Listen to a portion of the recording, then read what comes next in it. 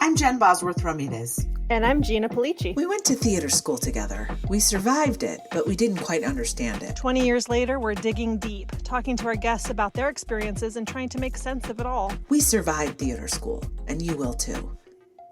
Are we famous yet?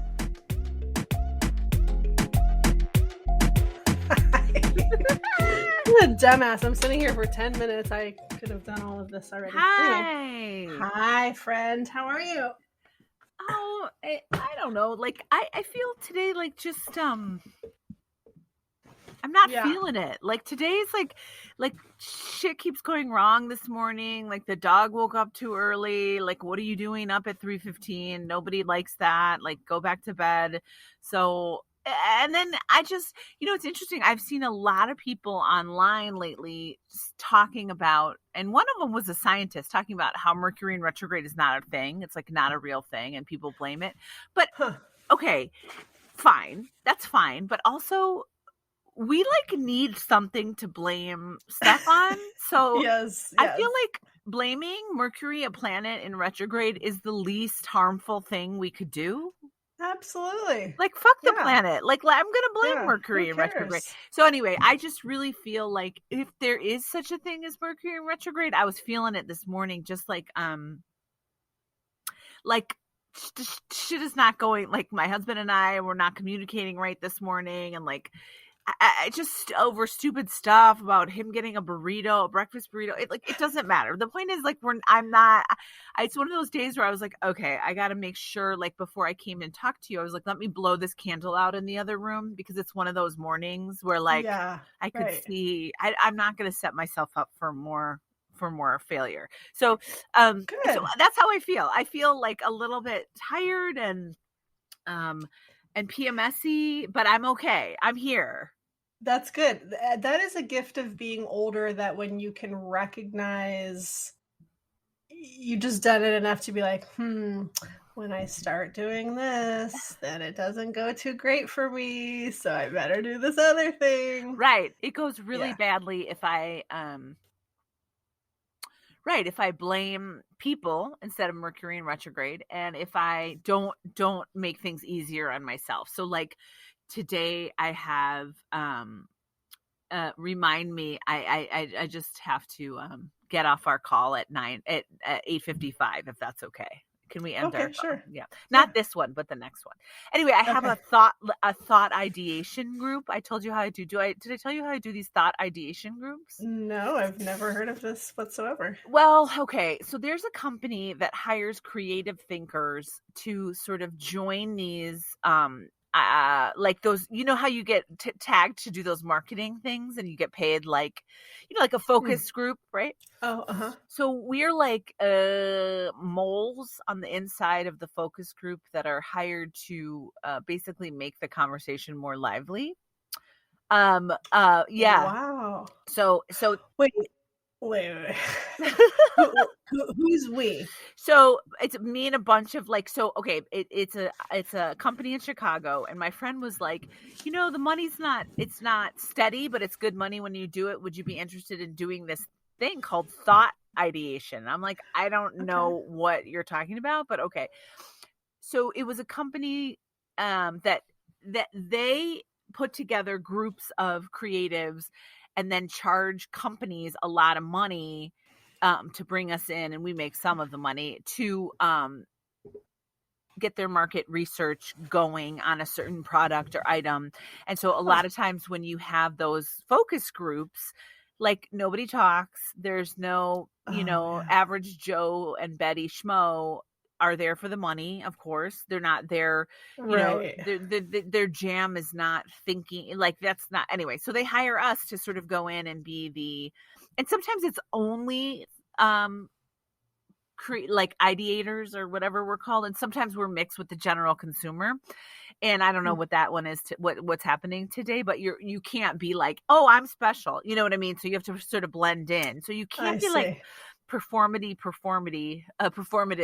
but you also have to like sort of be engaging. It's interesting work. It's also right. As I get older, I'm like, oh, I want to be the people running the group Like whenever I'm in these Right. groups, Yeah. I look Yeah. at the marketing because it's the marketing department of whatever product, and I'm like, this is a cool job. I have missed my calling as one of these market research like people that are probably making more than I'm making, but yet I haven't done that. So that's what I'm doing at 9 a.m. on Zoom. Now they're all on Zoom for a couple hours. You make a couple $100. Okay, I'll do What's it. the product? Or So today it's some kind of fitness situation, talking about fitness equipment. so the questions for the panel is like, would you be likely to use this? Or like, how could you make this product better? It's usually like, how could this be better? Like, what speaks to you? They're really into, it's fascinating because they're really into like story too. Like, what kind of story does this product tell? Or like, it's interesting. They're really looking at like ways to make things better. Are things practical and user friendly, and right, and like what feelings do these evoke, this candle evoke, or whatever the thing is, and then there's also like these exercises you do sometimes that are just seemingly unrelated, but somehow tie back into products, whatever. So you're just behaving as another person on the panel. You're answering the same questions as everybody else, but your liveliness is meant to be infectious. Got it. Exactly. Okay, and well, that's a perfect job for you. God. Thank you. I like doing it, and also it's really you can't make a living at it, but you could. I asked, like, oh, could I join the actual organization? And they're like, this is like a 1-2-man operation. We don't have money for, whatever. But so anyway, that's what I'm doing at 9. So anyway, that's what I just got like back-to-back stuff, which is great. And it's also like, we have a dog, and Miles started this new job, and we're in a fucking 1-bedroom apartment. It's tough. Oh, mama. I never. So we've been living in a 1-bedroom off and on for, mostly for years, and it hasn't been a problem because none of us had real jobs. So like permanent jobs. And when Miles did contract work, they don't give a fuck where you do it, how you do it, who's in your room, if you're in your bed. They treat you like commodity, and you do your thing and you're done. But now there's like a real situation. So I'm like, oh my God. So it's the first time in our marriage that I'm like, oh, we need more space. And I see how that happens. Like, it's the same as your life changes. It's just happening later for us, where you're like, oh, our life is expanding. We actually need a container that's going to sort of stretch instead of like make us insane. So that's all feeding into my retrogradiness. I wonder how that idea about Mercury in retrograde first ever even came to be a thing. Like, I guess it has something to do with astrology. It's Gwyneth Paltrow. Paltrow probably. Well, as for me, I'm ready. Today I woke up saying I am opening, dear universe. I'm penning a letter to the universe. I am open to an exciting and positive surprise today. I haven't had an exciting and positive surprise since I can't remember the last time I had an exciting and positive surprise. Okay. So bring it on. If it's Mercury, fine. You can bring it on. Mercury, Saturn, Pluto, Venus. I'll take any planet. Uranus. As long as it's Uranus, as long as it's a gift. As long as it's a gift. Gina Uranus might be a gift. I was going to say Uranus it could be a gift, I love that situation. I love that. It's like a lot of samesies over here. Samesies, breakfast, lunch, and dinner. Samesies, people at the breakfast, lunch, and dinner table. Samesies, conversations about what we have to do today. Samesies, chores. Samesies, clothes I'm folding. Samesies, emails I'm responding to. So, to be honest, I could probably engender some more novelty if I just did something different. It probably would only take me doing something different to have a different or novel sort of experience. But one of the characteristics about being in like this Groundhog Day of it all is that you sort of are uninclined to do something different because it's just like it perpetuates itself, whatever. So maybe that's my task for the day, is to try to engender some change. It's an interesting concept because if you look at television, like that's where people get into a lot of weird shit, is when they're in the samesies. I'm just thinking of like Desperate Housewives and those. So like, and a lot of shows, Breaking Bad, like it's all about the samesies humdrum that we all get into, and then either nature, throws us a either benevolent or not so benevolent or a surprise, or we create a situation so that we're not in the samesies anymore, which is why people do all kinds of stuff. It's interesting. As humans, we need variety, I think, some to mix it up a little bit. Absolutely. Did I ever tell you the story about when we first moved to this town? The little town newspaper used to have this, what I thought was the best part of the whole newspaper. They've since gotten rid of it, where they'd say, they'd pick a day in history of what they were running in the newspaper, because the newspaper had been around for whatever it was, like 100 years. And they'd say, on this day in history. But it was always something like really local to our town, which was kind of cute. I think it was like the first or second week we lived here. I was pregnant with my daughter. We were driving to the city every single day because the boys were not, it was right at the end of their school year. So I wanted them to finish their school year in the city. So I had to get up at like 4:30 in the morning in order to like get everything ready to get them to school. And they would like sleep in the car on the way there. It was totally crazy. But so I was feeling very trapped at that time. And the thing in the newspaper was a story about a woman who had gone missing. She was last seen. She had gone next door to her friends to play cards. And that's where her son, I guess, when he came home, that's where he usually expected her to be. This time when he came home, there was ketchup all over the floor, and the door was open, and the woman was never seen again. So the idea was she had pretended that there was blood. I don't know why she thought that would be a convincing thing, I guess, and also why she didn't think it would be traumatizing for her child. But and somebody had reported seeing her walking down some road, like she just walked away from her life.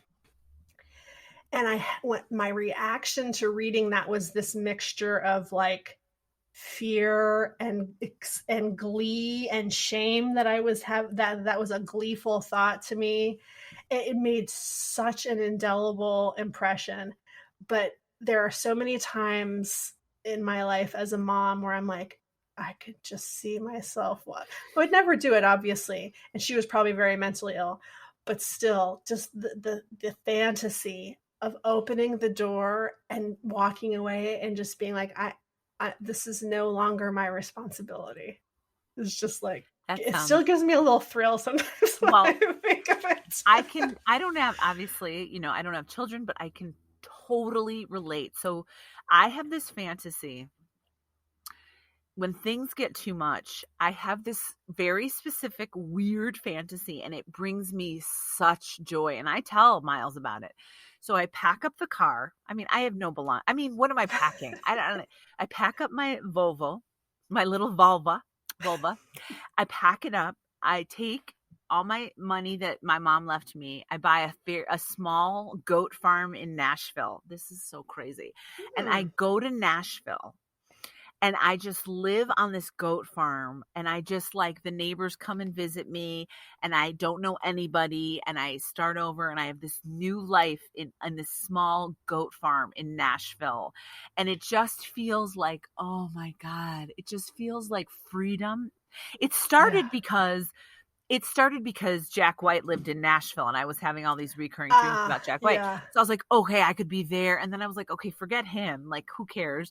I just want this small yet interesting life in Nashville where I don't work. I don't know what I would do with the goats, but that's the thing about fantasies. You never get all the way there. You don't have to work out all the logistics. No, but it just seems like such a good time. It seems like a relief. Well, do you think this is why back in the day men used to so frequently like have a second family just 3 blocks away? Maybe it was originally started because like maybe this family will be better. Yes. That's right? Why people do everything. Like maybe this job will be better. Maybe this town will be better. Maybe, and I mean, because I'm who I am, I think like serial killers have the same thing where like this kill will be the one that scratches the itch and I will no longer need to do this. Same with drug addicts. Maybe this will be better. It never works, but the fantasy is so seductive. It's like, God, that's really interesting to think about a serial killer as also having just a mundane wish to like get relief. Everyone is just trying to get relief. And I think that depression would really set in. Like, how many families can you have? How many victims, then it becomes, it's a really seductive trap.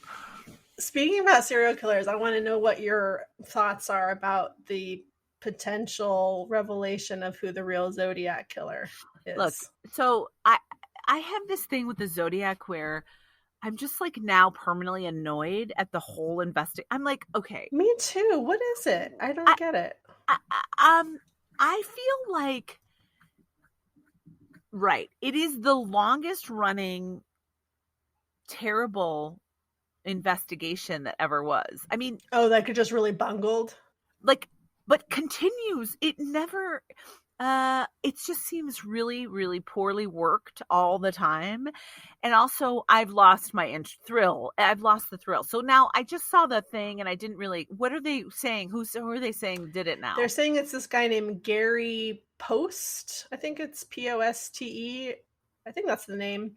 And I don't know if it's true or not, but the funniest thing was going around on Twitter that this guy who was this Gary Post's he died in 2018. This guy was his best friend, a significantly younger guy, and that he would have all these pictures of the two of them on Facebook, and he'd be like, fishing with Gary, Zodiac ? Like that he on several occasions had been like, never said I think that's a Zodiac killer, but always be like Zodiac ?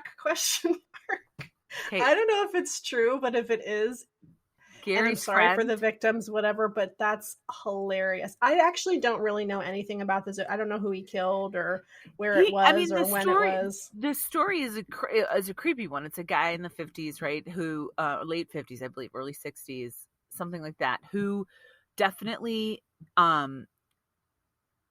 targeted couples making out, right? And he had this burlap sack on his head, and then he killed all these couples on Lover's Lane. And then he started sending letters to it's this long drawn out thing. And I gotta say, like, I just became weary of the whole Zodiac thing. And it's been so many different people, and there's been like 43 movies. I'm just like, I don't know why. It's just, look, if I was a family member, you bet your ass I'd be interested, obviously. But I just feel like it's a mess. It's not a cohesive. Yeah. We need, part of what we love about it is just like the intriguing story of it all. If it just went on forever and there was never any movement and then the guy just died, it's so anticlimactic. It's, I can see why you'd be annoyed by it all. Yeah, it's annoying. And I don't think we'll ever really know if it was the true guy or not. No. Okay, so here's what I want to run by you.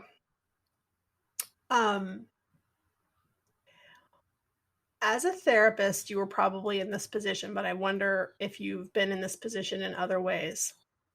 When you have to hold the hope for somebody when you don't really have it yourself. I'm having this conversation with one of my kids who is basically having the exact same problem that I have, which is he doesn't have any friends because he doesn't relate to anybody in our town. And I'm really trying so hard to figure out the way in which this problem as it relates to me. I am trying to figure out related to him, but I'm not going to talk about that on the podcast. Sure. I'm trying really hard to figure out the way in which I know it has something to do with my self-centered fear, this inability to relate to other people. But I haven't worked it out yet. And so I'm trying to help him, and I'm basically giving platitudes that I don't even really believe in because I don't know what else to say. I feel I cannot say, yeah, you're right. Everybody here sucks and nobody's interesting and you'll probably never have any friends until you move away, which is the feeling that I actually have. And so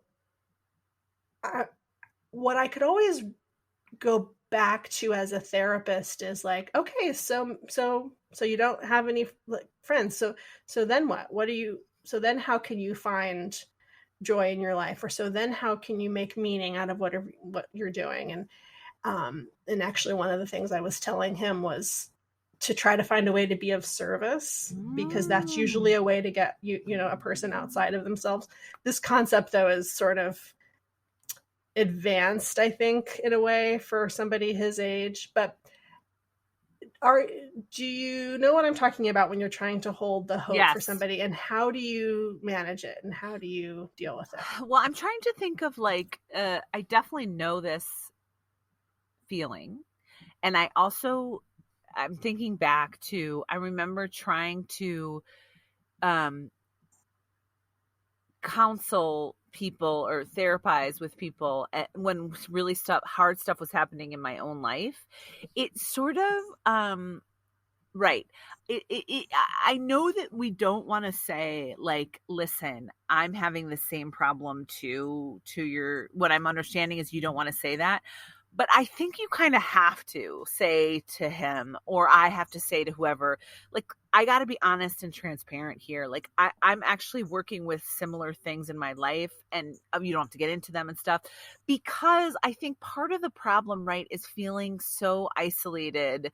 And maybe you guys can turn it, I mean, it sounds kind of crazy, but like maybe you guys could turn it into a project together to try to investigate this town and see what things you could do together, whether it's like, I don't know what kind of volunteer stuff, but like maybe you could use it as a bonding experience rather than because that's a really good idea. Well, we talk about this on the podcast where it's like the truth is the truth. Like you feel like in this town, you, Gina, have trouble relating to people. And so that's just the truth. It doesn't mean anyone's doing anything wrong, either you or them. It's just the truth, right?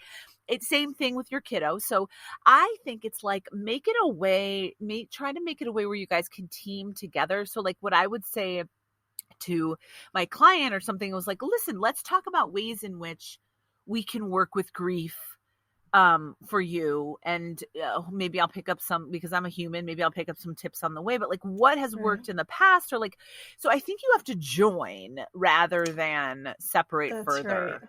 That's right. I just don't know any other way. Right. Yeah. Right. Because or else then you've got two people isolated in their own mess. Mm-hmm. And otherwise it's just me pretending like and pretending leads to depression and anxiety for everybody. Yeah, like it just does. So when I pretended with clients that everything was fine, like, look, I'm not telling them all my problems. I still have boundaries. I hope I had boundaries, but I definitely did not pretend that like I was, everything was normal. I would be like, yeah, I'm going through a really hard time. My mom is sick, but that doesn't mean I'm not still your therapist, and let's go forward. So it's like, yeah, you're the mom, but you also are human. And I think that's one of the things that probably, makes parents good parents is like being able to, it's a fine line, but being able to be like transparent and say like, man, you're not alone in this problem. I have this too. How can we make it better together? My parents never did that, by the way. So I always felt isolated, and I felt like they felt isolated. So you've got two isolated people in the same roof, which makes for a real shit show. Do you think and my parents never did that either. Do you think they never did it because nobody ever did it for them? And and a lot of the times when you were coming to them or you had a problem, your problem mirrored something in their lives and they felt scared by that. So they tried to tell you the same platitude that their parents tried to tell them that didn't work for them either. Right. Oh my God, why would we do this?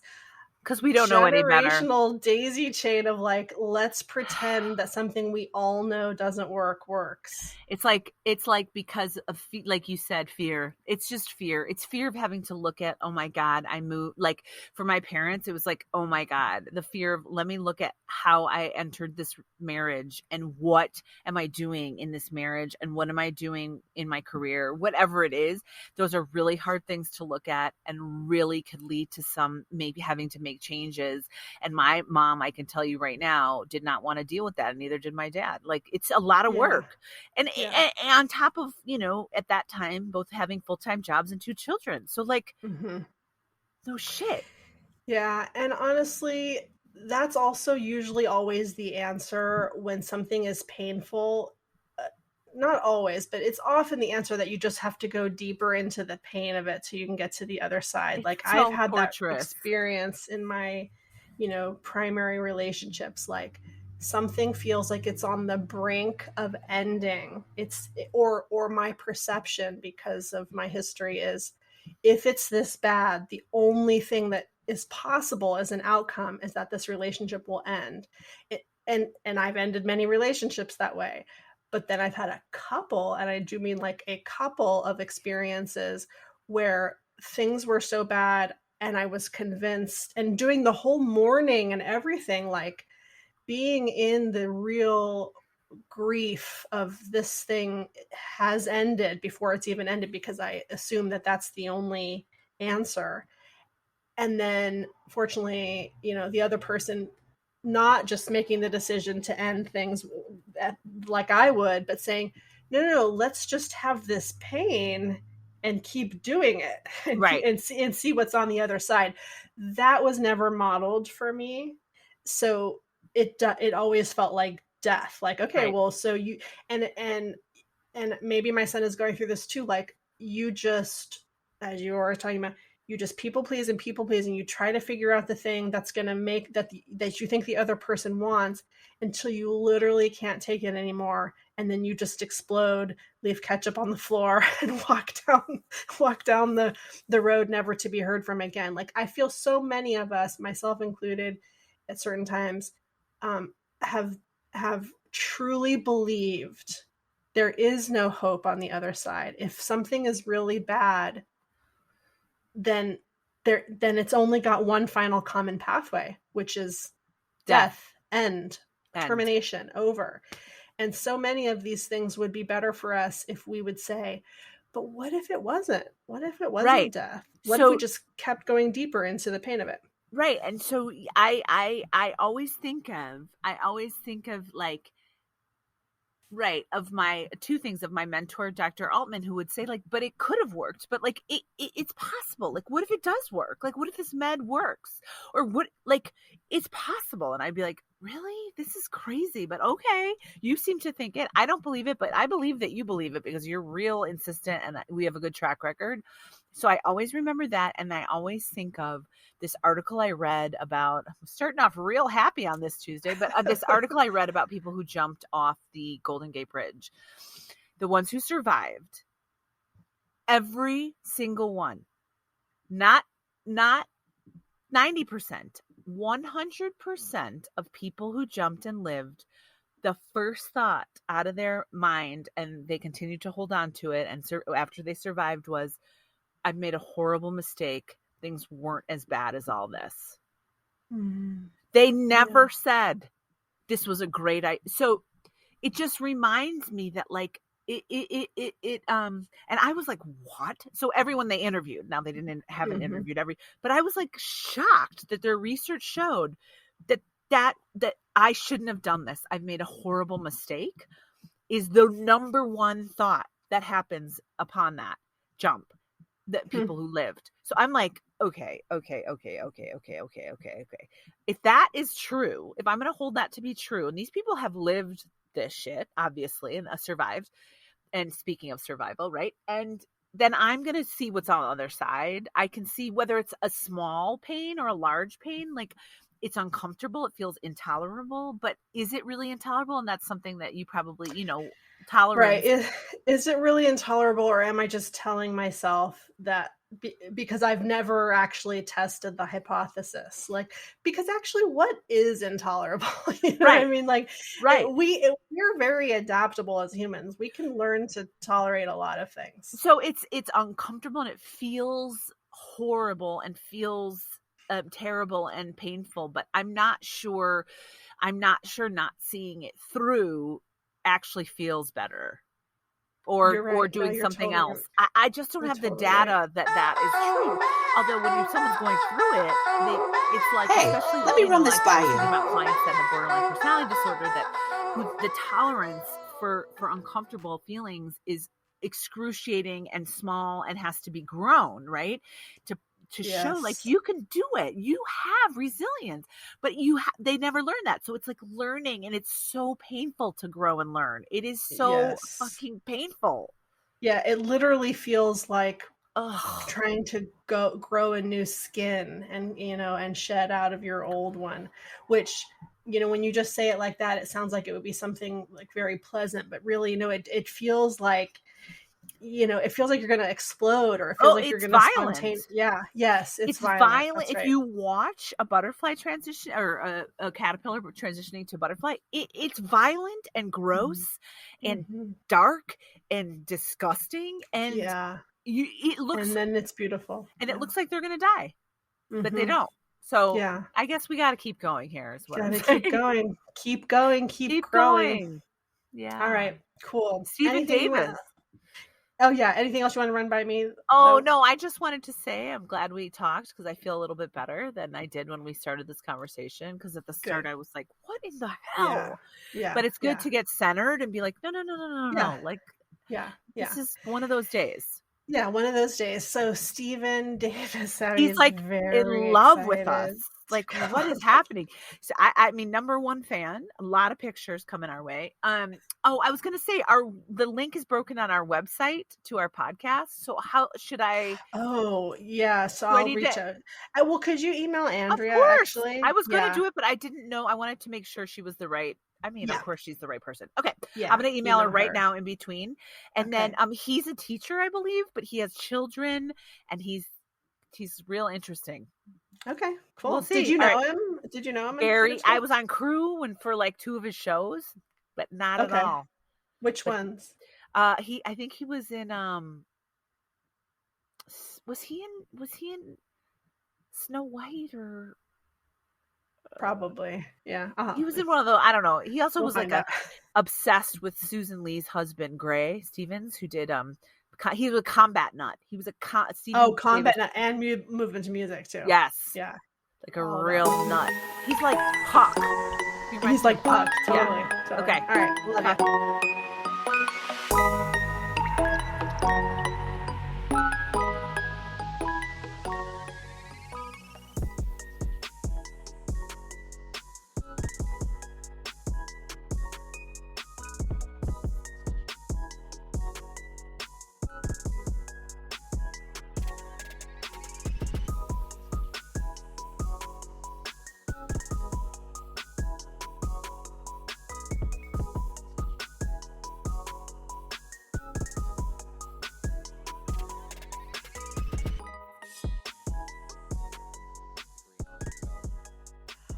How cool. Not to say that I was part of that. So But it was cool. awesome.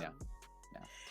Stephen Davis, congratulations. You survived theater school. I did, and I work at one now. So, you work at one now. Yeah. So you've been on both sides of the equation. Mm-hmm. Now you're in New Jersey. Are you from New Jersey? No, I was born in Santa Barbara, California, where Boz sends people to leave her house when they can't sleep on the couch anymore. So I was born in Santa Barbara. My dad was a professor at UCSB, and then he got a full-time tenured position at Ohio State University. And so when I was living in Columbus, Ohio, we either went to Cedar Point, right, Gina? Cedar Point or Kings Island for our trips.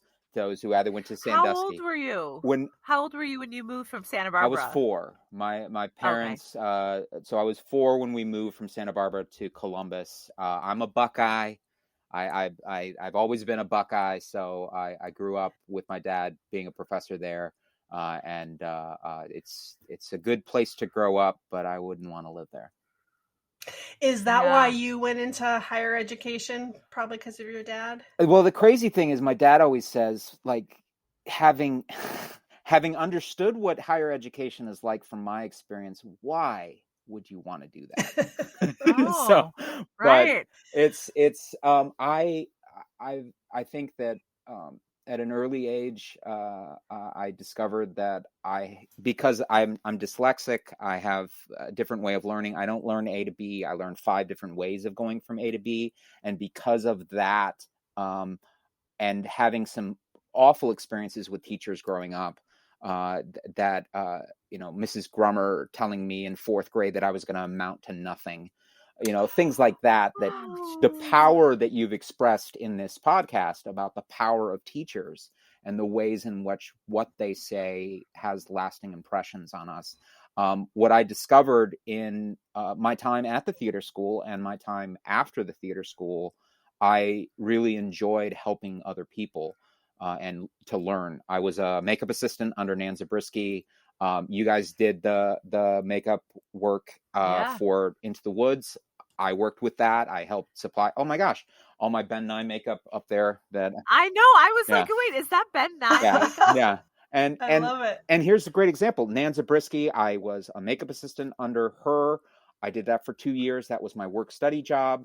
And, as I found out through these podcasts, my job was to provide pancake makeup to first-year students to paint muscles on Leonard Roberts' body that did not need any pancake makeup.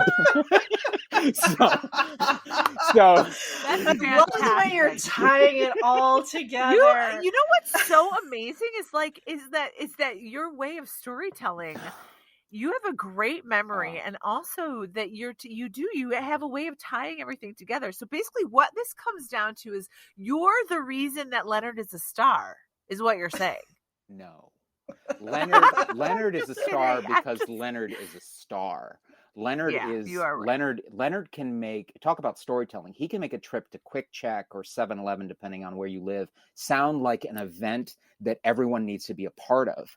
I mean, the man is one of the best storytellers I've ever seen, heard, been around. I love that man, and he is part of the reason I survived the theater school. Really? Oh, yeah. Say more about that. Amy Farrell, Kevin Fox, Johnna Adams, like these are the people, Siler Thomas, these are the people that helped me get through what was at times an extremely difficult period in my life. To that point, and in terms of what you've had discussions with the students, the alums, I should say, and student Justin Ross, amazing. I was blown away by his interview. I'm like, oh my gosh, this kid has it together. Like all the things that he was doing. I'm like, oh my gosh, the future looks bright. Holy cow. But, my parents divorced when I was 6. My dad started acting in plays. I wanted to be a part of that. I got into a show when I was 9. I played Little Charlie in a production of Flowers for Algernon. I love that play, actually. Oh, That's beautiful. A beautiful play. Ed Graczyk, who wrote Come Back to the Five and Dime, Jimmy Dean, he wrote the play. I mean, he directed the play. He wrote Come Back to the Five and Dime, Jimmy Dean. And it was my first instance with stage combat because in that show, the mother of Little Charlie comes in and I'm touching my sister and she smacks the kid. And Ed Graczyk told the actress, just do it. And so I'm sitting there leaning over the crib and the actress came in and what? And I'm 9 years old and I'm like ears ringing, jaw hurts and everything. What? And I'm like, and they're like, do it again. And I'm like, okay. And I get smacked again. And already my first instance in theater, I'm discovering the importance of learning how to do something for the stage versus reality. Mhm. So, Yeah. that had a major impact in my studying of stage combat, and I'm a fight choreographer now and doing a lot of different things. So it was a major impact to me.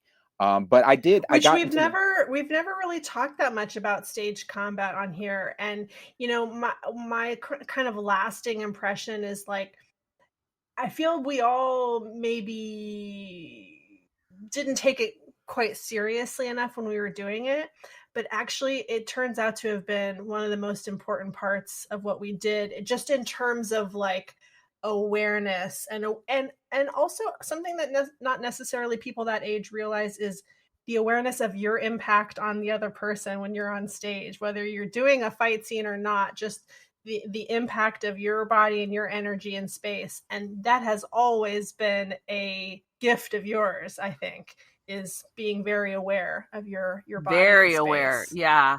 And I think it's like really for me in the stage combat, like I actually got to know my classmates on a deeper level than I ever had before, and a trust, because I was like, wait a second, you're going to do what? We're going to do what?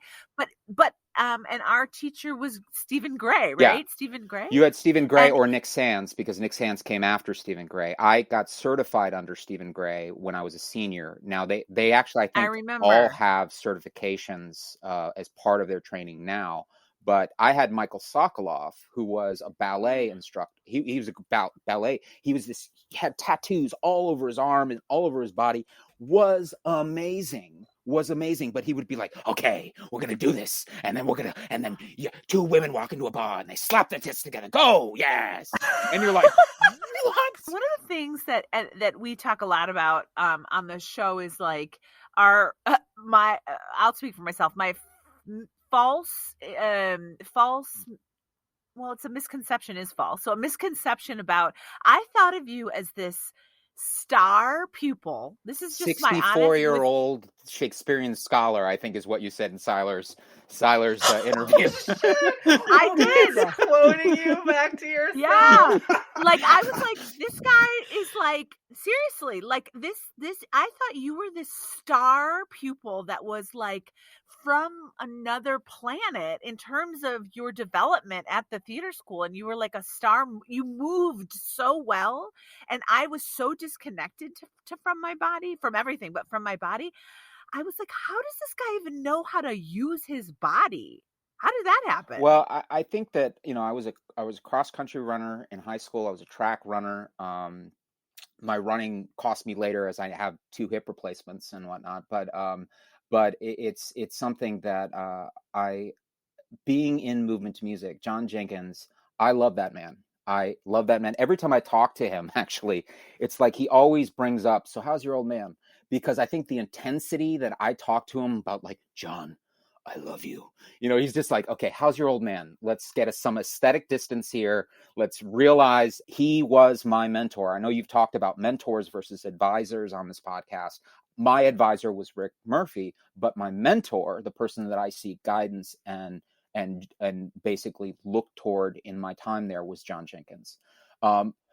We had first semester, I had Kathleen for yoga. I still remember Chaturanga Dadasan, Adho Mukha Vinasan, Urdhva Mukha Vinasan. I still remember her saying the B.K.S. Iyengar yoga terms, and that's in my head, and still can hear them. And when I do those poses, I say them because it's so cool. It's like you're channeling namaste, you're channeling something.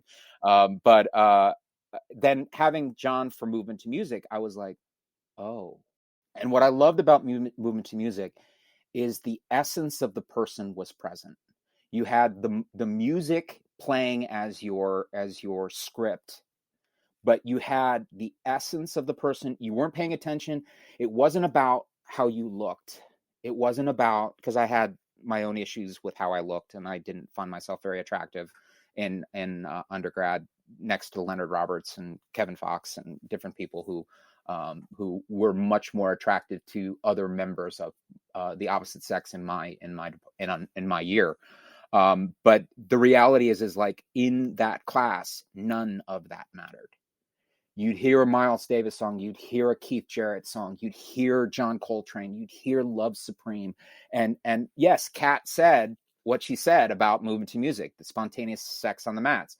But the reality is I never felt like I was having sex. I felt like I was making an intimate connection with another human being. And in that moment, which was fleeting, then the music would change and that would be over and you'd go to the next conversation. So, and I was a runner. So every time I talk to Leonard, he's like, "Hey man, how's the rainbow shorts treating you?" And I'm like, because I had these pair of rainbow shorts that I would wear and just like running all over the place, slamming into walls, rolling around on the mats and just like feeling alive. Was it like therapy? No, was it like a therapy for you? Was it some kind of... It was. I mean, I was in therapy the whole time that I was in an undergrad. I have Gina beat by 3 years. I didn't start till 21. Right. I did 13 years of therapy. So Gina only did 10. So, but I had 13 years and it wasn't weekly sessions the entire time I was in school. Good for you. Yeah. That's amazing. And was why did you drag my ass? Why did you tell? You should have told us all the no. I have to say your description. Okay, so a few things are striking me. One is, we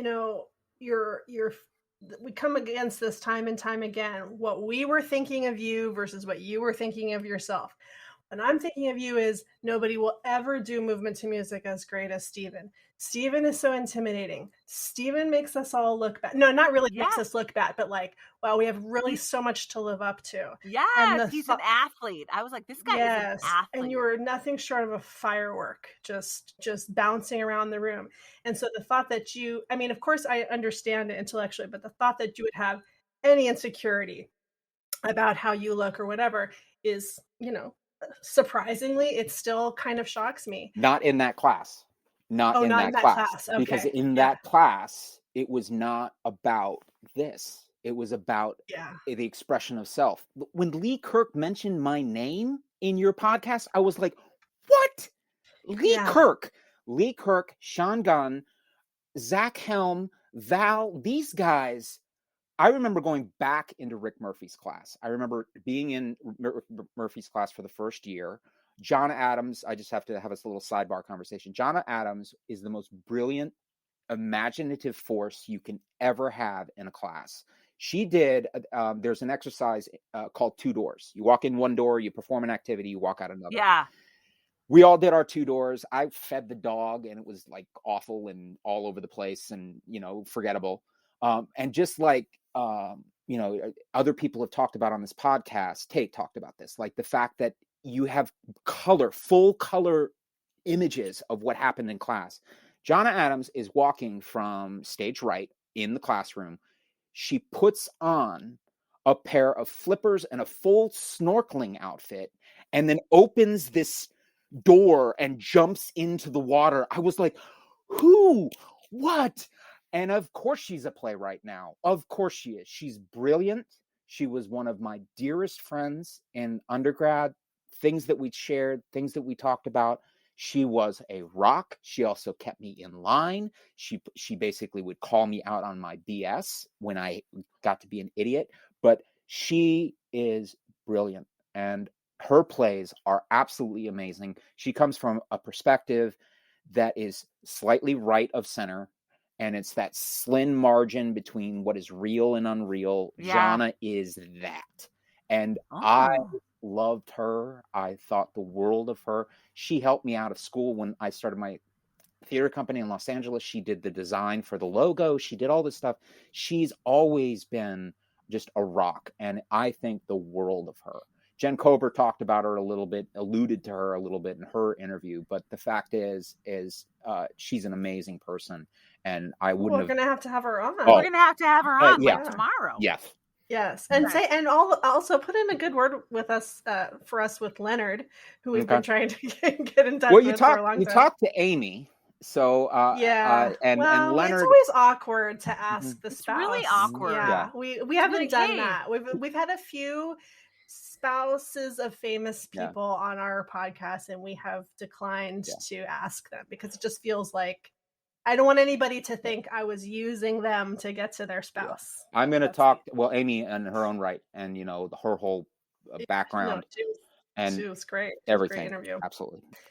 So this idea too, the other thing that's occurring to me is when you talked about having a background with a learning disorder, having a bad first stage combat experience when you were 9 years old, and a couple of other things that led you to feel so gratified by helping people. I don't know why, but I knew that about you.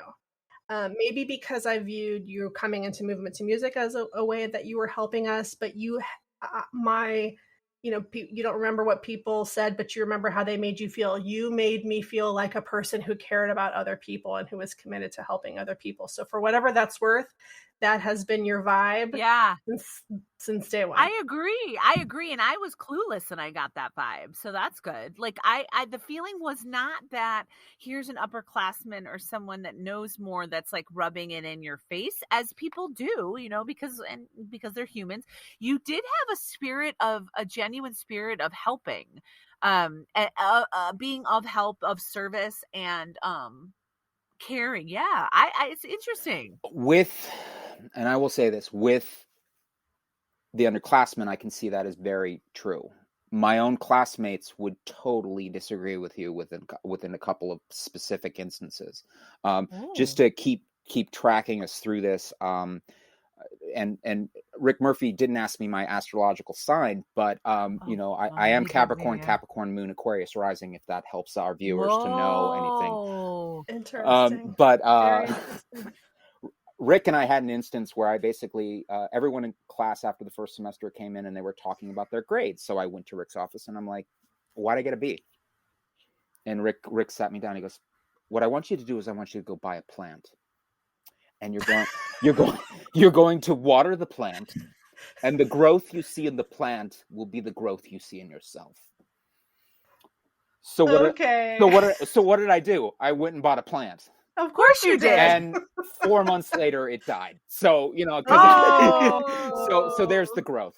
So anyway, so that experience. Wow. Do you think that do you think that in the moment he really felt that to be true, or was he did he have a bag of random sayings that he pulled out? I think the fact of the matter is now that as a professor, people ask, I have a mathematical equation for every single grade I give. And if a student wants to know, I can point to the math, because grades are math. Data. They're math. Data. So you point to the math. You know, and depending upon our conversation, when I worked for Stella Adler, which was part of Tisch, when I turned in my grades and the math, they said, you can't give these grades. They have to be higher. Because if you give these grades, Tisch is going to give us a hard time. And I said, but that's the grades they earned. And they said, no, change your grades. Yeah, it's the way everywhere. A lot of places. But you know, anyway. So first year I had that experience with grades, you know, and I was like, okay, whatever, and I moved on from it. Second year, first intro, you know, I had Rick first year, and then I had David Afkali second year, and I had Don Ilko for my first intro, and it was Hot L Baltimore. And we were working on Lanford Wilson's play. And of course, which monologue did I do to get into the school? Jen, if I'm going to talk about Lanford Wilson, which play did I do? You did. Wait. Burn you this. did. She's holding it up. You did burn this. It's like, everyone did exactly. Burn this. It's like every single podcast, you're like, is it burn this? Is it burn this? So, but anyways, I was in Don Elko's intro, and it was great to work with him, but I had a slip up. I mispronounced something because reading it from the script, and I mispronounced a name. And names are always where my dyslexia gets me, because I feel very self-conscious and my breath gets held that I'm going to mispronounce someone's name. And he made fun of me. And I went, I lashed out. I was like, I'm dyslexic. And I'm doing the best that I can. The very next day, I'm in the pit, eating lunch, working on my lines. And Don comes up and he goes, I'm sorry. I apologize. But here's the thing. You need to do something about this. Because if you don't do something about this, it's going to hold you back. He said, you need to find a tutor. The next day, I found a tutor. And I'm glad that I did, because the reality is it would have held me back. And it would have been an issue in the school if it continued to be an issue. And it also pointed to the fact is I should have done that research. I should have spent that time before rehearsal to do the work. And I hadn't. My laziness had gotten that. But laziness is not a word that occurs to me when I think of you. Where are you lazy? Well, it's the thing is like the work. Laziness, we are not taught to be lazy in the theater school. We're taught to work ourselves to the bone. Many of the people on the podcast have talked about it. I remember Blake Hackler talking about like the fatigue factor. And the reality is like we're taught that. But in an area that is an issue for me, which I should address, I got timid and lazy. I'm doing a reading of the Seagull this weekend, and like Russian names. I'm like, Zariknaya and Konstantin Grivolovich. And, you're just like, but it activates something in me. And it, instead of sometimes facing it, I run away from it. And that's... I have the same thing with my health and doctors. I mean, it's the same. What I am afraid of, I can inadvertently or something, side door laziness, where I'm like, well, I don't want to deal with my blood pressure, so I'm just going to eat sodium. It's not the way it works. Like, but anyway, it's a specific kind of like self-centered fear laziness. It's not like, oh, I'm just going to be lazy. It's like, I'm going to ignore this specific. It's avoidance. It's intentional avoidance of something that's a pain point. Yeah. And so that's an area that I got lazy, and he was gracious, but he was very specific. And the one thing is like, I took that note and I'm like, okay, Stephen, you can either do something about this or this can become an issue that can hold you back. And so I addressed it head on. Wow. And it helped, I'm assuming. Oh my gosh. The weekly sessions that I had with my tutor, helped me immensely in getting more comfortable with text and getting more comfortable and breathing. And then, being able to address things ahead of time, finding the ways to address it ahead of time so that I could keep moving forward. So, wow. So then what describe the distance between when you presumably left theater school and were planning to be a famous actor and when you started working at theater schools. Okay. Well, right out of school, John Jenkins had gotten ill and he had needed someone to teach movement to music. So Sharon Gopfert and myself co-taught his class for him, which was awesome. And then I was brought in to teach the stage combat class as well as like an assistant. And those were both amazing experiences. And those jobs actually led to work later on because they were on my resume. And they were like, oh, you've taught stage combat. And so I ended up teaching stage combat for a summer professional training program and all these different things. So those opportunities became greater opportunities. When I think about the certification and SAFD certification and the makeup assistant, being a makeup assistant led to me working at the Lyric Opera. I was a makeup artist there. I was being paid $60 an hour to face paint people there. And I didn't go down into the basement for an audition and feel what Oz felt. But, I went in and was hired as a makeup artist, and I'm doing all this face painting. They bring all the extras and we just whip them out, and they were broad strokes, but it was great to be making $120. $60 an hour. That's a lot of money. $120 to do this. And that was great. And then working with Nick Sands, Patricia's husband, who did the fights for Dangerous Liaisons at Shattered Globe, which Sue Bennett talked about, who was brilliant in that. And I was in Uncle Vanya with her, and she was brilliant in that. And then I saw her in House of Blue Leaves on Broadway and was like waving like a theater geek. Hi. She's amazing. She's amazing. And her Bella Aitken impression was absolutely breathtaking. Yes. But, to do that stage combat, I actually got hired and was hired as an actor combatant for Romeo and Julieta on the stage at the Lyric with the 70-foot proscenium. And they had us fight and everything. And the assistant director came in and he said he wanted to look at us fight. And he's like, you, center stage. So the curtain goes up for 4,500 people. And I'm center stage as one of the Capulets fighting. And I'm just like, holy cow. Wow. So That's right out of school? that When was that was a couple years out of school. That was also when I was in No End of Blame with Paul Holmquist, who I connected with just yesterday, and PJ and Nice. Timeline and Great, and was in 4 shows at the same time, right at the moment that I stopped acting. What? Okay. What? That's interesting. Yeah. And Paul, What the hell? Yeah. You could have been friends with me and Beans. Yeah. My makeup assistant position, I also worked the Halloween trade show for Ben Nye, and Dana Nye from Ben Nye, worked with him for 3 years at the Halloween trade show in March. And he said, if you want to come out to LA, I will give you a job. Wow. And I was at a point in my life in Chicago where there were too many demons around every corner. And I just literally like DePaul demons, and then yes, like light bulbs going off when you're working on the lighting crew reading Mere Christianity. Exactly. Yeah, the demons around every corner, where I basically decided I needed to make a change. But I also, there was a clear moment. I was in a restaurant bathroom just down the street from where we were doing No End of Blame for Timeline, and I splashed some water on my face and I looked in the mirror and I said, you're an asshole.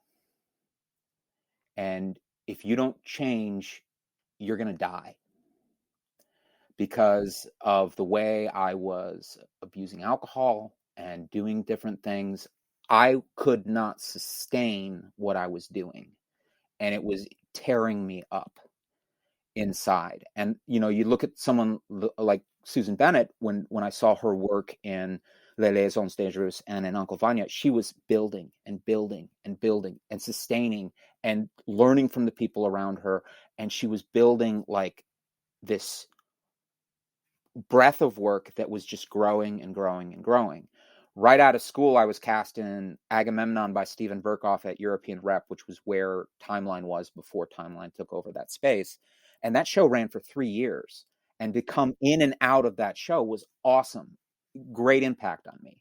But if I backtrack to school, 2 days before I graduated high school, my mom was diagnosed with breast cancer. And she passed away my senior year. She passed away September 14th in 1994. And the whole time I was in school, I was dealing with a lot of that. My mom never wanted me to be an actor. She never wanted me to be in theater. She wanted me to be a CPA because I was good in math. She challenged it. She questioned it. A lot of things. She said, when I see you on stage, you're just like your father. That is not a compliment coming from her. So here my mom is sick. I went with Kevin Fox to a concert, a Pink Floyd concert over Memorial Day weekend when I went to go visit her. And she was getting spinal taps and getting chemotherapy injected directly into her spine. And she was struggling, and she said, I can't pay for college anymore. You're going to have to find a way yourself. And money had always been held over my head in my relationship, because when I turned 18, my mom had to turn over the money my dad invested in the house back to my mom. So there was always this sense of, you're a paycheck. You are the money that I'm going to lose. I'm going to lose my house because of you. I'm going to lose things because of you, because of this money I owe your father. And growing up with that weighed down on me, hence therapy. So, and other reasons for therapy, because therapy is amazing and it saved my life.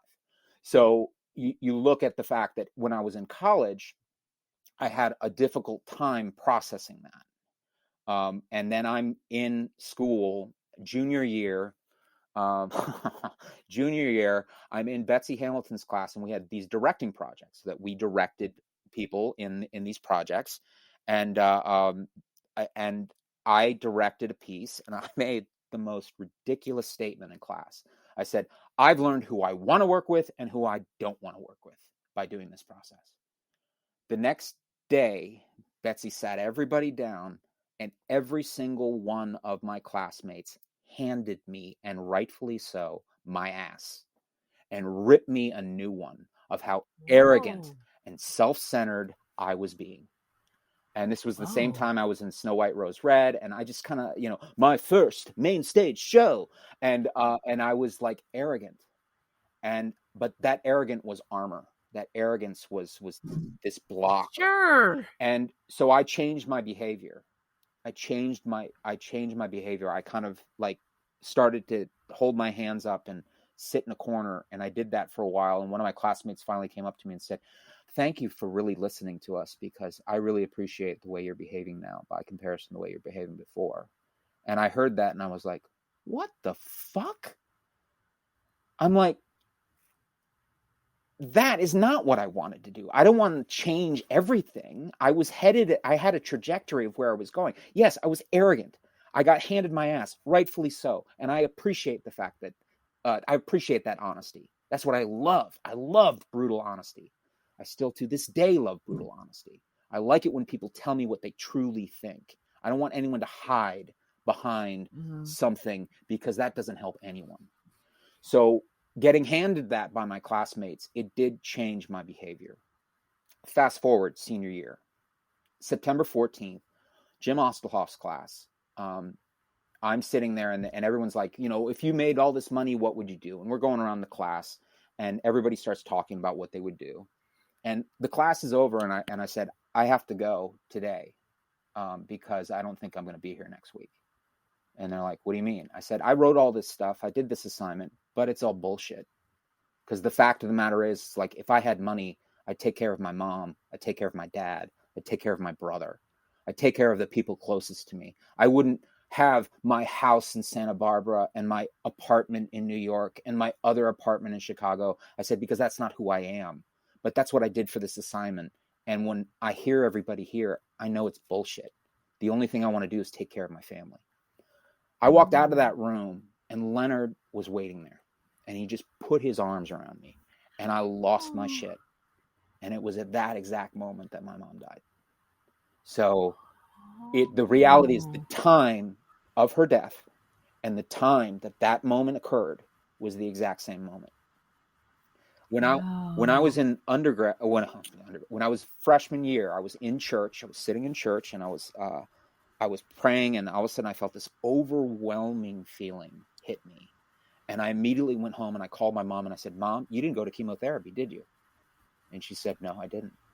And I said, why? And she says, I've already lost my breasts. I don't want to lose my hair. And when we start to think about what we consider beauty to be, this was the thing that stopped her from going further with her treatment. And so you start looking at that, losing her my senior year. The monologue I picked to do at Showcase was all about that. We were the first class to go to LA. I picked a monologue from Long Day's Journey Into Night. I should have done Rick's monologue from 6 Degrees of Separation. That was the one that was killing it. I did it in John Jenkins' class and his technique class and just kicked its butt. And that would have done much better in LA. But I have learned from this podcast, it wouldn't have mattered, because if I didn't have any interviews, because they told Leonard, they said, your Chinese friend, your redheaded Chinese friend, that was part of my bio. I'm the only quarter Chinese redheaded guy I know. Oh, you literally are Chinese. Okay. Yeah. Okay. My mom is half Chinese and I'm quarter. And so that was part of my bio. But they're like, yeah, he did that very strange monologue. Eugene O'Neill is a strange monologue. Well, to LA it is. But if I didn't have any meetings, didn't want any meetings, to be honest with you. But I went out there and I had no intent. I didn't care that I didn't get any meetings, because I got in a car and I drove to Santa Barbara, and I drove right up to the doorstep of the house that we lived in. And I took my mom's ashes and I put it at the door. I put it outside the house, because I wanted to return her to that place. And that was the reason I went to LA. I didn't go to LA to be famous. I wanted to do theater in New York, because that's what we were in theater in New York and Chicago, because that's what we were taught at the theater school. We were taught to uphold that. And that's what I wanted. Right. Right. And I said when I went there, I'm like, I'm never going to live in LA. It's never going to happen.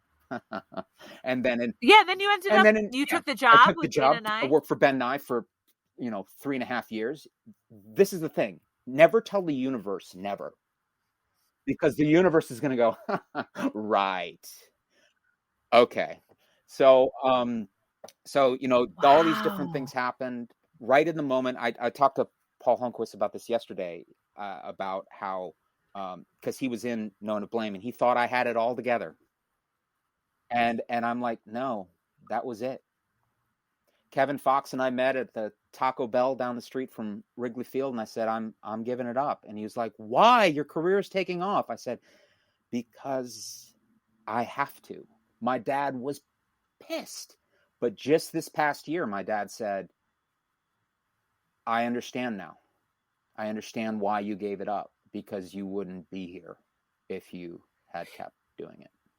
And so you really feel like, just to reiterate, like you feel like when you splashed the water on your face, that was when you were in 4 shows and everything, and you thought that you just got a sense that like your life would end for destructive ways if you stayed on the path you were on. Correct. Like you were a runaway. I'm getting the image that you felt like you were a runaway train. Yeah. And I was not, to everybody's outside viewpoint, they were like, why are you leaving? You're leaving right when you're getting somewhere. And I'm like, I felt a rhythm and a tempo inside of me that was dying. And I didn't want to fan the flames. So would it be fair to say it worked that you made that course correction at that point? Oh, yeah. Okay. I mean, like the fact, everything that's happened in my life since, going out, meeting David Afkali at the Players Space, which is what he called it before he called it the other group. And saying, hey, I'd like to direct a show, because no one in Chicago was going to let me direct a show. They were like, you're an actor, you're not a director. And so I self-produced Romeo and Juliet, Midsummer Night's Dream, started the Wolfpack production company. Zach Helm was a huge help. It's funny hearing the podcast that I worked backwards. And so to get to Jeffrey Brown, that you guys have talked to Zach, is amazing, because I'm like, where's Zach's interview? Because, oh my gosh, what a huge, huge help Zach was. But I started the theater company and everything was going great. And then it really was my first year of grad school, because that was the beginning. I maxed out my credit cards. I did this. We got nonprofit status. And then the company was going in a direction that I didn't agree with. And the wolves turned and I walked away. Zach's like, wow, you named it the Wolfpack Production Company. That's pretty interesting, because the wolves are basically starting to circle you. And yeah. But holy shit. We'll cut this part out, but we did interview Zach, and he declined. He regretted it later. Well, I mean, here's the thing, Zach, and you said in the Jeffrey Brown interview that you had talked to him, and I'm like, Zach is. I mean, and I understand because of his relationship with the school and everything that I would see that, but Zach was a huge help. He was my Oberon when we did Midsummer. That's right. That's right. And a lot of people worked with me. They, Tracy Downs was my Juliet. Kate McKiernan was my nurse. And oh my God, if I ever feel down, all I have to do is listen to Kate McKiernan and Jessica Hanna's laughs on your podcast, and then life is good.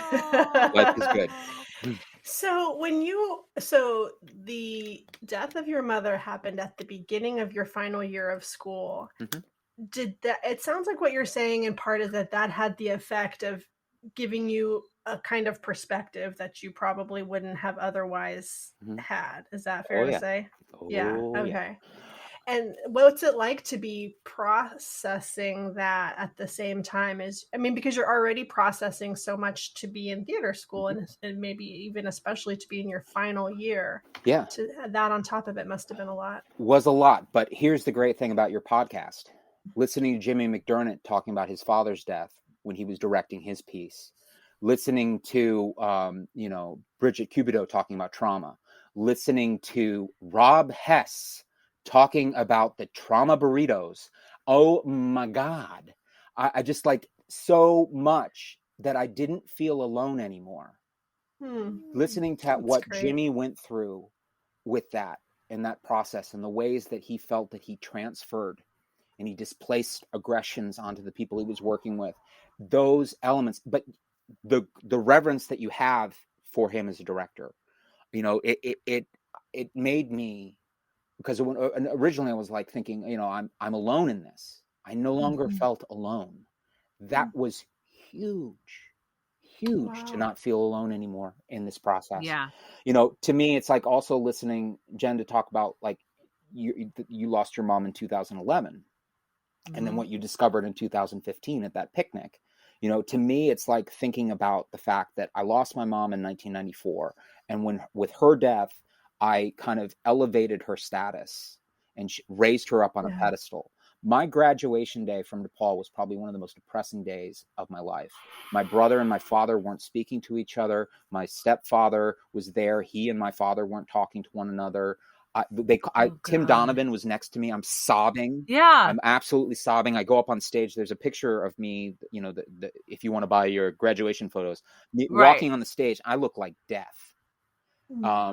Because it was not what it was supposed to be. I had written a letter to the school my junior year saying, it's been a long time since you've done Shakespeare. You need to do it again. Romeo and Juliet needs to be what you're doing. They picked Romeo and Juliet. Christina Dare's directing it. I loved Christina Dare. She and I got along great. And I thought, hey, Romeo, I'm going to prove to my mom that I am not my father, and I'm going to play this part. She passes away. Cast list comes out. I stopped going to the cast list the night of posting my junior year when Into the Woods got posted, because Into the Wood got posted. I looked at the list. I saw I was in Hunting Cockroaches, directed by Paul Tay. Loved that play. Saw Leonard's name as the wolf in Into the Woods. Was so excited. I'm like, hey, Leonard, you got cast in a main stage show. And he's like, great. The only African-American in the entire casting pool gets cast as an animal. As an animal, yeah. And I went, he's like, it would be fine if I was also the prince, but I got cast as an animal. Yeah. And my whole perception changed in that moment. And Leonard was my dear friend the entire 4 years. Amy as well. She and Kevin, we called each other the pig dogs. It's like Kevin pig dog and Amy pig dog. And she would always like push on my nose whenever I got too serious. She's like, Steven, calm down. You need to calm down. But the cast list goes up for Romeo and Juliet. And I walk up and Leonard walks up at the exact same time. It's the morning after. And I see that I'm listed as Tybalt. And I had keys. Great part, by the way. Great part. Yeah. But I'm sorry, I think so. Yeah. And it was. And I was certified. I had all these things that make sense. I had the key to the makeup room. Leonard's there with me. I walk into the makeup room and I sob because I'm not going to be able to prove to my mom that I'm a good actor. I'm playing the angry young man. And this is exactly what she said about my acting all along. I had a meeting with Christine and she said, I would have had to have gone with my third choice as Juliet if I cast you as Romeo. And I'm like, what do you mean? She says, Karen Mold is taller than you. Karen was my roommate junior year. I loved her, got along with her, but she's like, yeah. And the other thing, Leonard is Romeo. Of course, Leonard is Romeo. I got to play Romeo years later in Chicago, so I got that out of my system. But I see Leonard in class, and he's just sitting in the corner. He's like, ah! And I just went up and gave him a hug, and I was like, I love you. I love him and Amy. I officiated their wedding. Oh, look at that. Beautiful. You guys can't see. He's holding up a beautiful picture of Amy Farrell and Leonard Roberts getting married and Steven's officiating. In Santa Barbara, California. So, so it's like crazy to go back there again and then to be part of that joy. I have a question. I don't understand how you on stage reminded your mom of your dad. I think I missed something there. Because my dad... Okay. My dad was, when we were in California, my dad did not get tenure. My mom did not want to leave Santa Barbara. She also had a relationship with one of my dad's graduate students. And I didn't find this out until 2 years after her death. And so just like what you find out at the you find out this information and you're like, oh my gosh, what I've learned about this woman is completely different than the reality. My dad's response to that was to become very, like, we called him Flaky Jake. He always had this kind of exuberant energy that just went all over the place. He got involved in acting because it's something that he wanted to do, but he never pursued it. He started acting in shows. I'm 9 years old going to see him in Getting Out. He's playing the pimp in Getting Out. I'm sitting in the audience and they're like, why is this 9-year-old kid here? That show, which is not a ghetto show, just want to point that out, but is an amazing show. I think Leslie Ivory, was talking about being in a production of it and whatnot, but it's like absolutely incredible. Oh, yeah. But to be in that, watching him in that, like, he expressed himself, he let all these feelings out. When I discovered later on about my mom's situation, that helps to understand why my dad behaved the way that he did. I called my dad up and I'm like, talk to me about this. And my dad was like, you were never supposed to find that out. And then it was not until that moment that, because I never saw my parents love each other. It was that moment that I saw that my dad loved my mom. And so it took all this time. But what that did, and the seeking of truth, we read Oedipus, we go on journeys of truth. I started on this journey of truth. I wanted to know things. I took my mom's old computer and I started looking through her files. Big mistake. And I'm reading through her files, and there in her journal is, Stephen is my cancer. What? Oh my God. I'm so and sorry. This was at the exact same time that I'm in 4 shows in Chicago and I'm drinking a lot and I'm doing all this stuff. And I read that and I realize something has to change. Oh my God. So you find out this information and you put the brakes, and I just discovered that everywhere I walked in Chicago, I was running into things that I couldn't hide from. The blue demons in my closet. And I move out to California and I start something new, and I start a new journey, and having a kind of a fresh start. And I lived in Chicago, I lived in LA for 4 years before I went to grad school. So, I have to say something that I hope it's okay to say. Please. We always do the let me run this by you thing right before we interview our guest. And I was going to bring up as my let me run this by you to Boz that I'm tired of my own vanity. Mm-hmm. And I'm ready to let go of it. I'm ready to figure out how to let go of it. I just keep thinking, like, your mother's vanity really killed her. Yeah. And this is where, my dad later in life got alopecia totalis and lost all the hair on his entire body.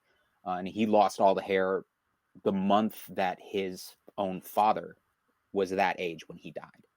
I'm 48 years old. My mom died at 50. Like, I'm of the age that she was struggling with this stuff.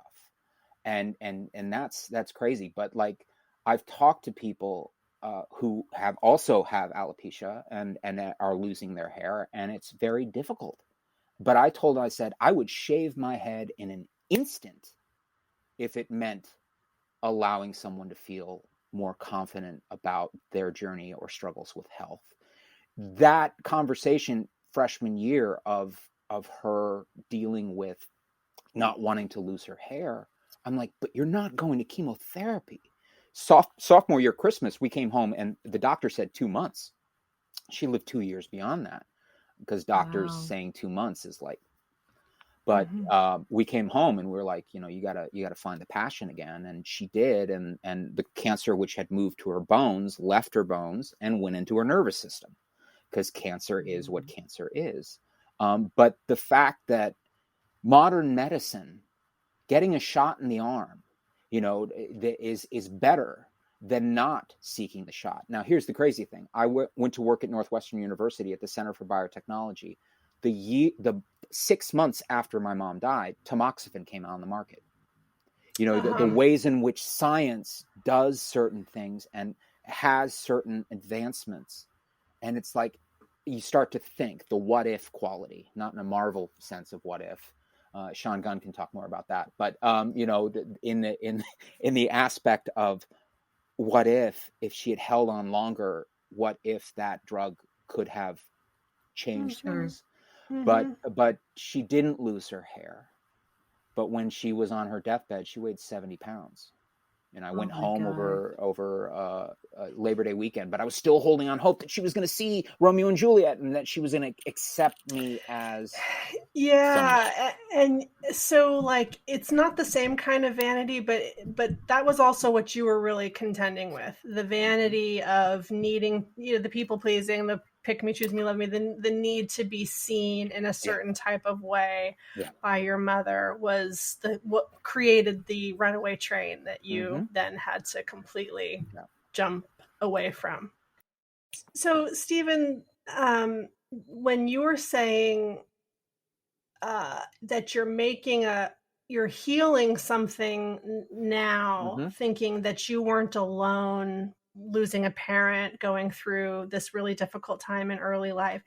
I don't know why it strikes me, because I spend so much time talking about this exact thing, but somehow the way you are saying it is really, it's really touching me that like we hold on to these very active hurts, like that you could still feel alone now from 25 years ago. Like I don't, that's so weird that the brain does that. Well, I mean, Bridget talked about trauma in the body. She talked about that in her Feldenkrais work and everything. And when I was out in California, when I got fired from that job on November 1st, and I applied to grad school, the job that I went to next was to be the executive director of a massage therapy school.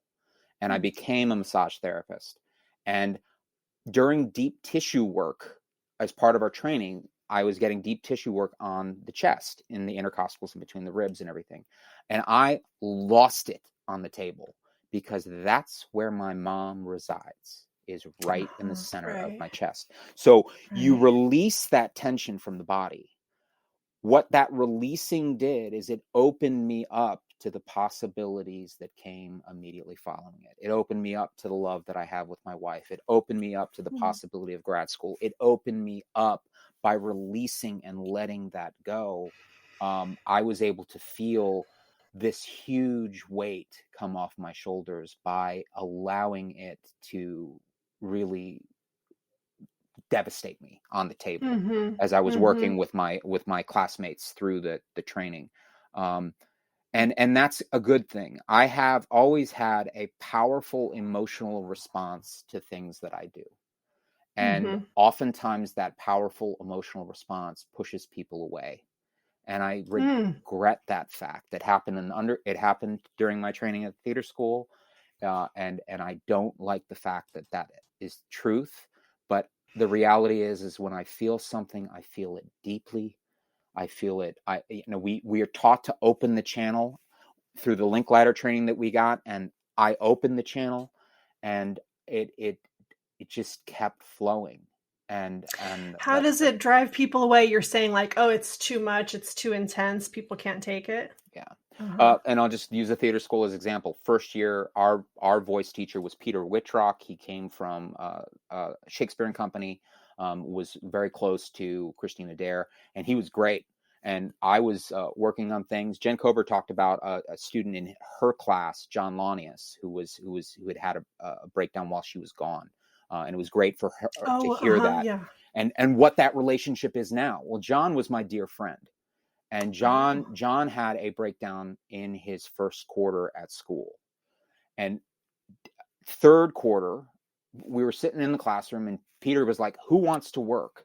And no one raised their hand. And I said, screw it, I'll work. And I started doing Queen Mab from Romeo and Juliet because I played Mercutio. And Peter stopped me and was like, nope, you're not working on that. You're going to work on the speech that you've been working on with me, which is the bastard speech from King Lear. The most overdone. Love that. I know, but I love it. Yeah. But I love it. And I had a huge emotional uproar happen he had me pounding on the mats. Everybody in the class went like to the backs of the walls. And I finished it, and I got leveled by my classmates. They were like, we knew that you always had this in you. And they connected it back to John. And I'm like, I'm my own person. John, that happened in another section. It didn't even happen in our section. But I'm my own person, and I'm feeling something. And what happened my junior and sophomore and junior year, I didn't care anymore. If I had an emotional response, I was just going to let it out. We had to pick our first monologue from Christine said, pick a new Shakespeare monologue. I'm reading Othello to find an Iago monologue. And I come to Othello's Behold, I have a weapon. His speech after he's killed Desdemona. And I'm like, I have to do this. And I lose it in class. And everybody just stays away. And then Rick from 6 Degrees. I had just come from a movement to music class. I had the rainbow shorts underneath my pants. And at the end of the speech, thinking about the given circumstances of that speech, Rick, in the next thing we hear about him, is that he's jumped out of a window and he's killed himself.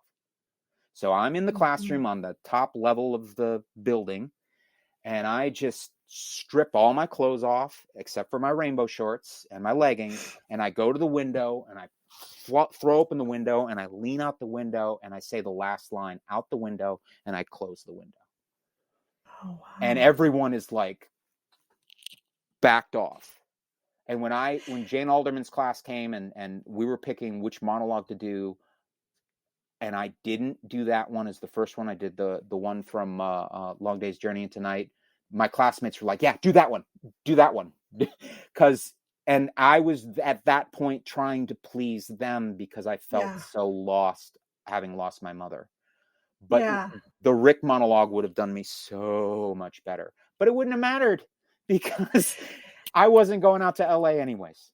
Right. But I'm guessing that you see it now, the reaction of your classmates is, it's too real, it's too honest. You doing this makes me feel like I have to do something about myself, right? Yeah. Totally. Yeah. And here's the thing about it. I'm a director now. I do still act in things. I'm in our production of Christmas Carol. I'm the adult Tiny Tim, who's the narrator talking through things. So I still act, but it's not my pursuit. I try to navigate these issues, and it's difficult. But So how do you? Great joy. You're directing at the school? Yeah, I directed. Centenary? Yeah, in the 13 years I've been here, I've done 25 productions in the 13 years, and then teach my acting classes in theater. And I've taught 22 different classes at the college level while I've been here. From a WWE class with the business professor to an actress to all these things. I mean, I've been all over the map. And this is Jen Ellison talking about teaching an ethics class. Like, the fact of the matter is we adapt. Everybody adapts. And so theater, we're taught to adapt, and we can educate ourselves. So, like, people like, we want you to teach this class. I'm like, okay, I can do it.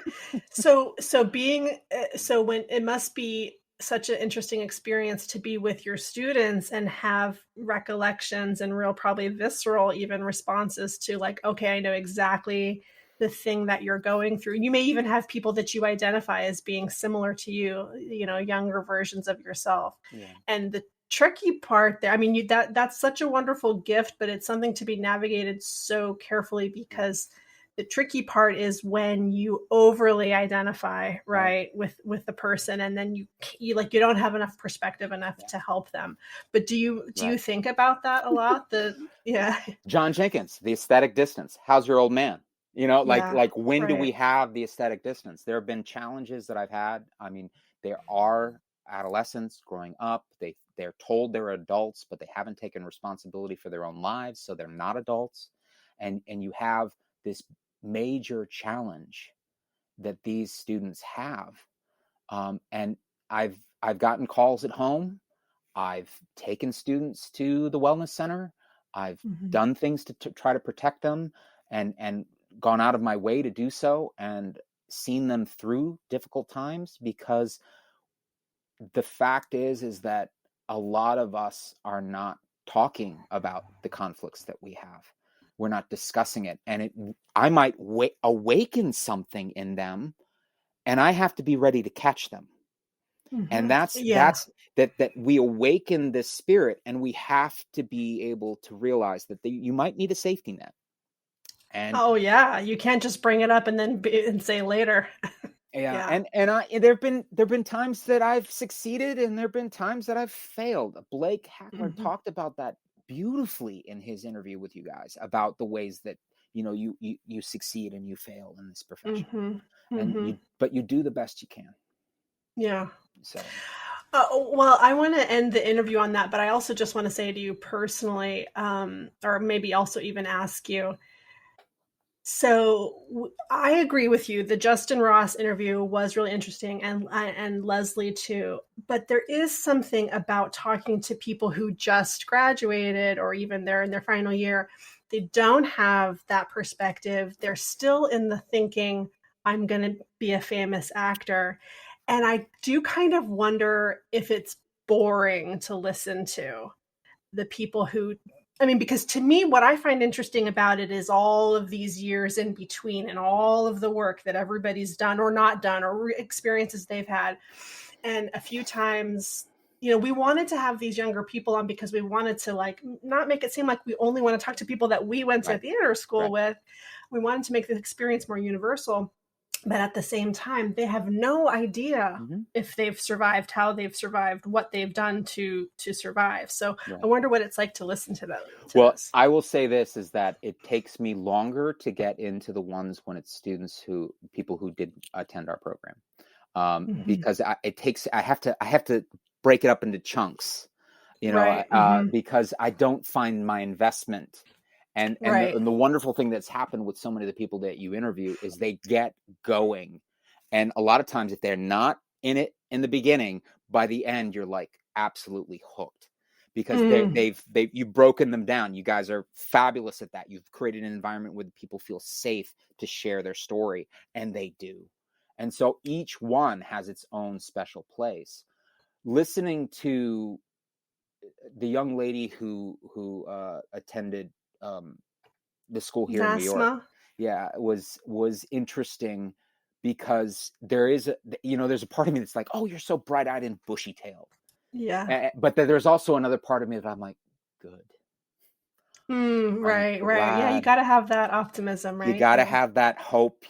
Pandora's box is going to open, but you got to have that hope, and I love it, because the reality is it gives me hope for the future. It gives me hope that these are the next theater professionals. And that's what I loved when I was in the theater school, going back into old classes and seeing the next group of people coming up, going, holy cow, sitting in Rick Murphy's class, watching an improv with Val in it, and just watching, going, oh my God, the depth of the work right now is so far beyond what we did.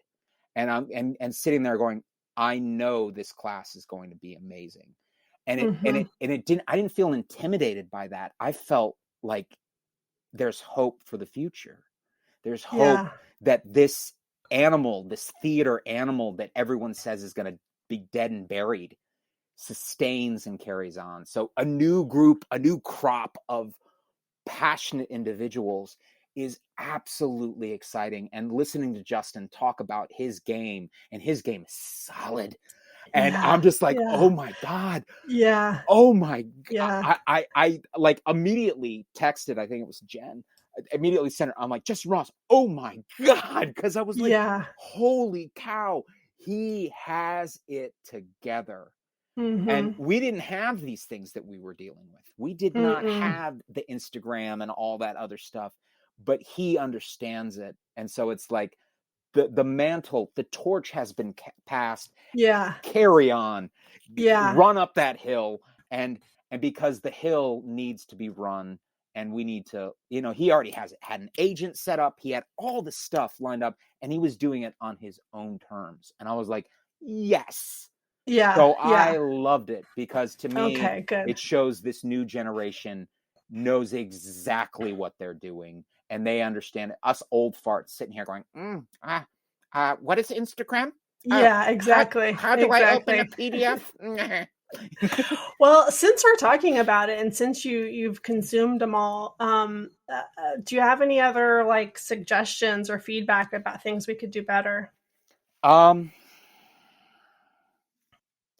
It's I love the conversations that you and Jen have. I do, because to me, I get to hear you guys, the love you have for one another. It's great. It's like, I listen to you guys and I'm like, oh, I'm in listening to your therapy sessions that you're having with each other. And I love it.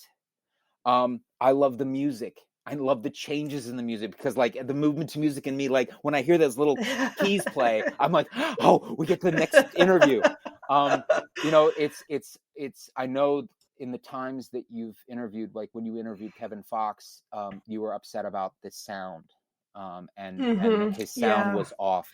And the thing is, we know that when we're recording something, either it's a good recording or not good recording.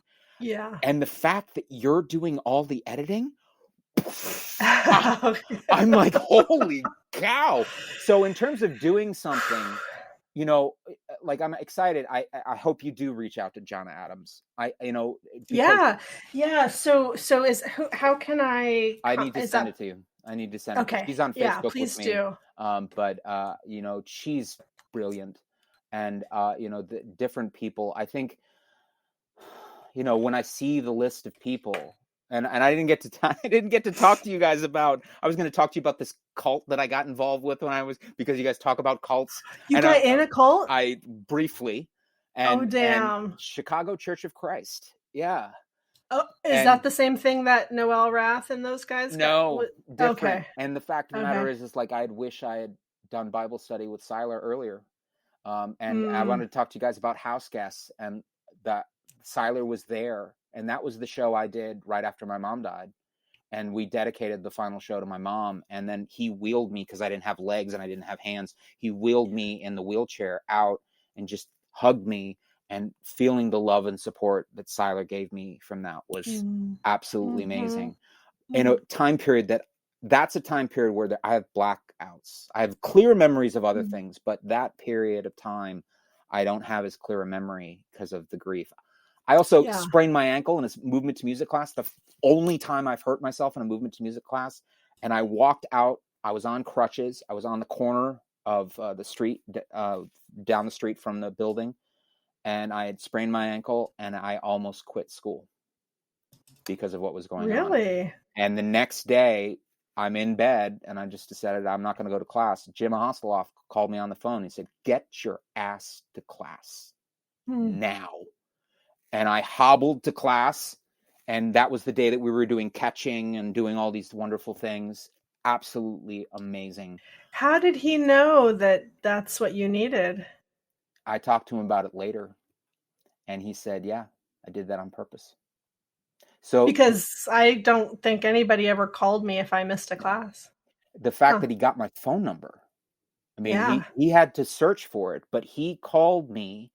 And he used his high intensity demand to get me to be in class. And when I was looking at grad school for MFAs in directing, I said, maybe I'll come back to the theater school. And he's like, you already know what the theater school is. Go elsewhere. And I said to him, that moment when you called me, I said, I was on the brink of quitting school. And he said, I knew that. Oh, okay. He saw it in you. He saw it in me. And he called me. He was also the person I auditioned for. He's, he was invested in you. Yeah. And he gave me the Stanley Talent Scholarship. So he was invested in me to be at the school. And, he's one of the names that comes up. We hear the hostel prof. We hear that. But Jim Ostelhoff had my back, and he knew what I was going through and used whatever tactics he needed to get me to get out of the bed. And I went to that class, and we were catching each other, and it was all about ensemble building, and that made me stay. Well, we've tried to get in touch with him. We really want to have him on the show. We had 2 or 3 email addresses that all bounced back. I mean, he must have gone off the grid or something. Yeah, I don't blame him. Yeah, right. So, I mean, under the circumstances, he. Yeah. Am I Yeah. standing in front of a firing range? You know, who knows? Well, what I would say, would you keep in touch with them? No. Oh, okay. After that phone call, my life went in a different Yeah. direction, and I didn't keep in touch with him. When I What I was would out in LA, I didn't keep in touch with David, and I wish I had. But we had yeah. a little thing that happened, and I didn't keep in touch with him after that. Yeah. What I would say to Jim is, listen, I mean, if they got to come on there and tell their story, why don't you get to come on and tell yours? Right. You know, because that might be very illuminating, by the way.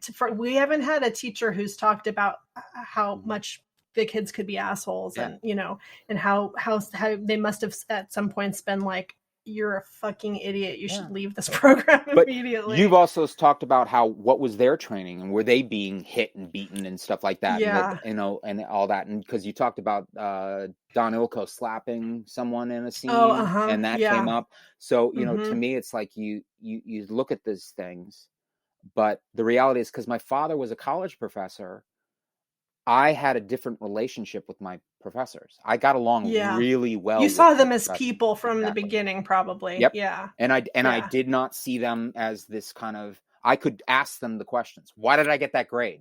You know, when Trudy dropped my head when we were doing Feldenkrais work, and she dropped my head and it snapped back, and I looked at her and I'm like, what the heck? When she told me to switch my Spoon River monologue, and I learned the other monologue and was doing the first 2 lines of it in class and said, screw it. And I went back to the first one that I did. That was a huge moment for me. And because I did what I knew was right inside of me, not what they wanted me to do. I made the choice to do something. But you have to have the ability to feel confident enough in yourself to make those choices, especially when you have the cut system and everything. You know, so as much as you experienced pain and loss during your time there, you also came to the school a little further along, maybe, in some knowledge about yourself, and certainly knowledge about, like, that these professors are not, you know, gods. They're just other people who have this job. Here's my journals from the theater school. I put these pictures of me as a kid on my journal, because I was taking myself way too seriously. And you've talked about that as well. And I did that to not take myself so seriously. But, you know, you invest in yourself. Therapy was a huge part of that. The fact that I was in therapy the entire time I was in. And after my mom died, I was going twice a week. You know, so you have to spend the time and the investment on what's going on in you, so that you can move beyond it. And I don't, you know, it's weird trying to find a therapist now, because when you've had so much time. I mean, I went into a therapy session with this woman, and she said, so tell me about your mother. And I'm like, you know what? This isn't going to work. Lazy. This isn't going to work. Her office was a mess. And she yelled at her staff too, and I was like, "Why would I want to listen to you?" That's terrible. That's terrible. Okay, I'm going to let you go, but I want to ask one last question, which is I've never asked anybody on the show, and actually nobody's really ever brought it up. Do you remember us? I remember. It's interesting when you're talking about things and there are flashes. So as a makeup assistant, I had a lot of interaction with the underclassmen, and doing, you know, and I'm hearing, like, working on the makeup for Into the Woods. And I'm like, that's where that is. Okay. So it's like, so you start making connections. It's interesting because people would ask, like, you know, do you remember people in Movement to Music? I'm like, I don't remember anyone in Movement to Music, because I wasn't focusing here. No, I was focusing on someone's essence, and I wasn't focusing, you know, on the person. I was focusing on the choices that they were making. So there is those aspects. I will say this, like I said about my final year, there are black holes, and that's due to the trauma. And really, when you think about it, that junior year, when you guys worked on crew, had interaction with you there. But then my senior year was all wrapped up And that's where some of those connections would happen. Consuming. You talked about the intro, The Road, one of the most amazing intros. And you're like, oh my God, it was in the large movement room. And you were talking about it. My girlfriend at the time was in that production, and it addressed every single thing that was on her warning. But then she got consumed with it after the show was over and succumbed to it. So you start. Who was your girlfriend? Oh, you don't want to say? You don't have to say. It's okay. That's fine. No problem. Yeah. That's all right. Yeah. So because it didn't end well. Okay. Yeah. So it's many theater school relationships do not end well. Amy and Leonard are the true exceptions. 19 years later, they get married. 19 years. Oh, okay. I guess I never really put that together, that they were just together that whole time and didn't get married. Ins and outs of the relationship as it grew, and then finally made the decision to get married and have a wonderful daughter. And them asking me to officiate was awesome. And when Leonard had all his meetings in LA, he had a 3-hour window when he didn't have meetings. I got him in the car. We drove to the ocean. I picked up this. We had these thing about watching Bruce Lee films and watching Dragon. And there's this idea that if you drop a pebble in a pond, it creates ripples. Well, he handed me a rock when we were there, and I kept that rock. And at his wedding, I dropped that rock in between the two of them, and I handed it to him. He has the rock now, but it's like, I have the chills. Yeah, but like that the psychometry of that object, it's just a rock, but it is the essence of our relationship. It is the essence of the rock that he was for me in the darkest time in my life and all through college. Like and so to give him that rock back was awesome. And he still has it. I'm like, do you still have that rock? He's like, oh yeah, man. Rainbow shorts. I got it. Oh, that's great. Well, tell him we want to have him on. I will. Next time you talk to him, and please send me Johnna Adams info. And he comes into my Nature of Work class. We have a freshman year class called Nature of Work, where I bring people in. Bradley Walker's coming in to talk to the class, and Amy's coming in this week, and then Leonard's going to come in November, and they talk about the business. So that's great. Yeah. Fantastic. All right, man. Thank you so much. This was great. All right. Have a good one. All you and Jen. Absolutely amazing what you guys are doing. I love it. Thank you. Thank you. All right. Take care. Bye-bye.